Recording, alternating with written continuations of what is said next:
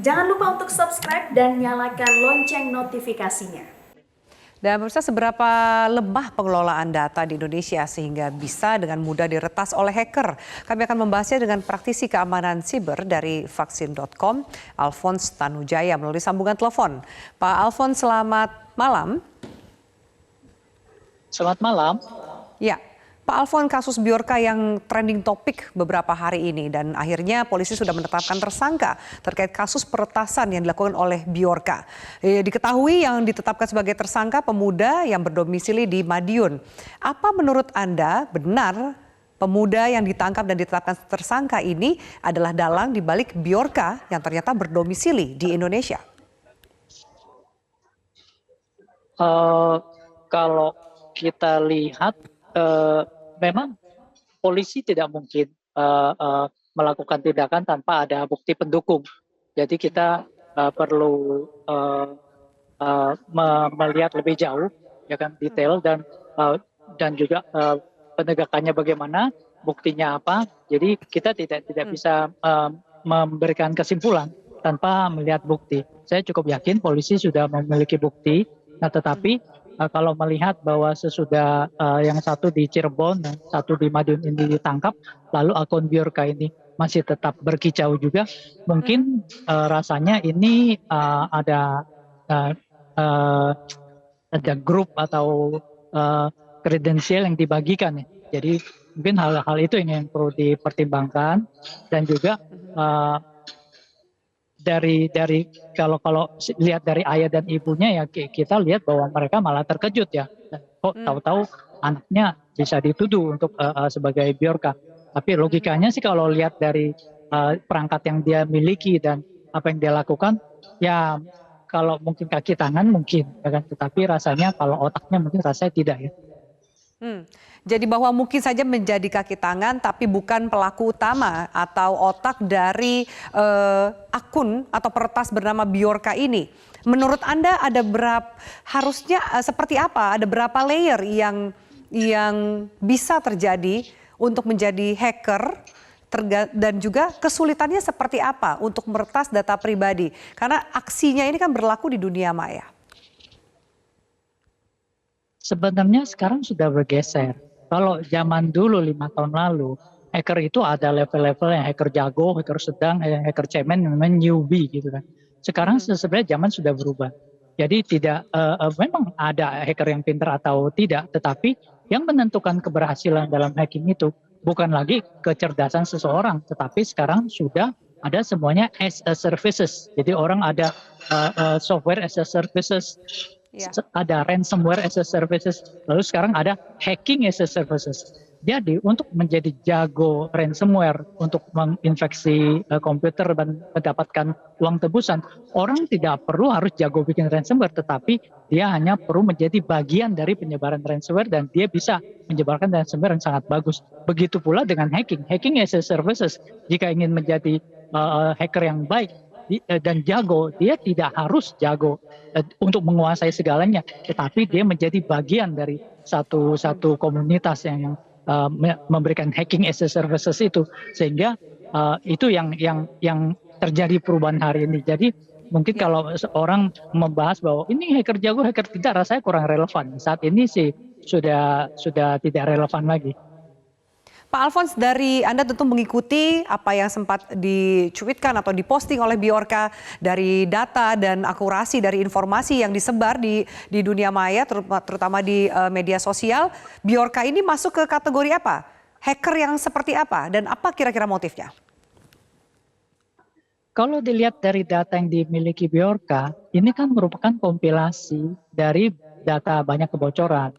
Dan dia mengkompilasi, menggabungkan beberapa data kependudukan, di mana dengan memasukkan NIK atau informasi kependudukan saja bisa keluar informasi yang celakanya, ada NIK kakak bisa keluar, ada nama orang tua bisa keluar. Itu digabungkan beberapa database, lalu digabungkan lagi dengan data nomor telepon, keluar lagi nomor telepon gitu loh. Jadi itu lebih kepada sebenarnya kepada data yang sudah bocor sejak lama. Yang sebenarnya secara value data yang bocor itu malah data BPJS yang bocor itu yang 2 tahun yang lalu yang pemerintah sama sekali tidak bereaksi, tidak membentuk satgas, tidak mengejar siapa yang salah. Itu sebenarnya lebih parah dari value datanya. Jadi Bjorka ini dia mengolah apa yang sudah ada. Hanya mungkin pemerintah merasa terganggu. Kenapa? Karena dia mengeksploitasi data yang sudah ada. Data itu sudah ada, sudah bocor. Dia mengeksploitasi lalu melanggar hukum dengan menyebarkan informasi data kependudukan dari pejabat tinggi. Itu yang menarik perhatian. Ditambah dengan blunder oleh beberapa instansi yang membuat ini menjadi satu perhatian besar ya. Sudah tepatkah pemerintah membentuk satgas? Nah, ini yang kalau boleh saya ingin memberikan usulan. Jadi begini, masalah utamanya itu bukan di Bjorka. Masalah utamanya adalah pengelolaan data instansi pemerintah yang lemah. Jadi andaikan Bjorka yang asli berhasil ditangkap, tetapi pengelolaan datanya tidak dibenahi. Dalam waktu 3-6 bulan lagi, kita akan menemukan Bjorka baru lagi. Kenapa? Karena datanya kan tetap bocor lagi, tidak ada mitigasinya. Jadi kalau misalnya data ini berhasil dikelola dengan baik dan satgas yang dibentuk ini justru saya bilang malah sebaiknya diperbantukan untuk mengimplementasikan data yang lebih baik. Kenapa?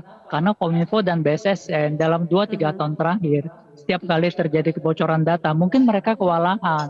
Jadi malah menghimbau saja atau malah terkesan mendukung, membackup institusi atau kementerian yang mengalami kebocoran data dan bukannya mereka memperbaiki malah saling menutupi, kesannya begitu. Nah dengan adanya Satgas ini saya pikir malah kalau cuma untuk menangkap Bjorka berlebihan, 4 instansi itu berlebihan, terlalu kuat dan membuang energi yang terlalu besar seperti kita mau matikan semut dengan martil. Nah malah lebih tepat lagi Satgas yang ada ini dibentuk untuk membenahi pengelolaan data. Nah kalau pengelolaan data ini bisa benar, Bjorka otomatis akan memudar. Kenapa? Karena data yang mau dieksploitasi kan hilang, sudah tidak ada lagi. Itu sebenarnya yang harus dilakukan oleh Menko Polhukam dan kementerian dan pejabat perangkat negara yang bergabung dalam Satgas ini. Iya. Pak Alfons, sebagai praktisi keamanan siber, bagaimana Anda melihat tingkat keamanan secara cyber atau cyber security yang ada di Indonesia? Mengapa seakan memang mudah sekali kita diretas oleh hacker, termasuk juga perlindungan data pribadi yang mudah sekali untuk diperjualbelikan?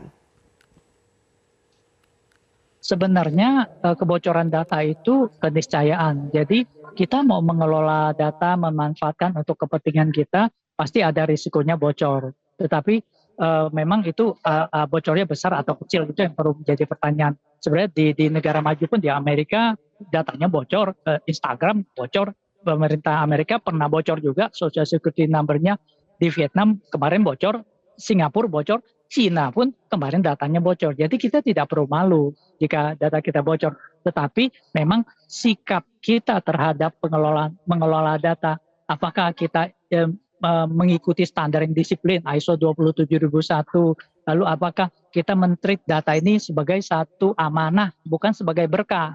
Jadi kalau kita men-treat ini sebagai berkah, kita eksploitasi terus tanpa kita lindungi, kita harus treat data ini sebagai amanah, sehingga bisa bermanfaat buat masyarakat dan mereka bisa terlindung. Kalau kita eksploitasi terus nanti malah jadi musibah seperti yang terjadi. Jadi ya kita harus jujur bahwa kita memang agak lemah dalam pengelolaan data, tapi bukan berarti kita tidak bisa mengelola. Saya berikan buktinya, 5 besar bank di Indonesia, itu 4 bank itu adalah bank pemerintah, hanya 1 bank yang bank swasta. Dan pada saat ini kelima bank itu saya tidak melihat ada kebocoran data yang serius. Artinya apa? Artinya kalau kita mau kita bisa. Jadi saya harapkan hal itu yang kita semangati gitu loh. Ada Bank Indonesia yang mengawasi, ada wasit yang selalu mengawasi. Terus mereka juga kalau misalnya tidak mengelola data dengan baik, mereka takut nanti customer pindah ke bank lain. Jadi ada kompetisi, ada wasit yang mengawasi. Nah kalau yang sekarang yang ini perlu diperbaiki adalah kalau tidak ada kompetisi, lalu kalau misalnya adanya keharusan untuk memberikan data, jadi tanpa hukuman. Kalau orang memberikan atau tidak memberikan datanya, dia akan dia tidak mengalami kerugian. Nah, itu akan berakibat bahwa dia akan dikelola dengan kurang baik gitu. Nah, mungkin Baik. harapan saya dengan adanya UU PDP yang akan dikeluarkan, Ya. ini bisa sedikit memberikan pacuan atau hukuman yang jelas bahwa kalau kamu mengelola data kurang baik, maka kamu akan mendapatkan hukuman.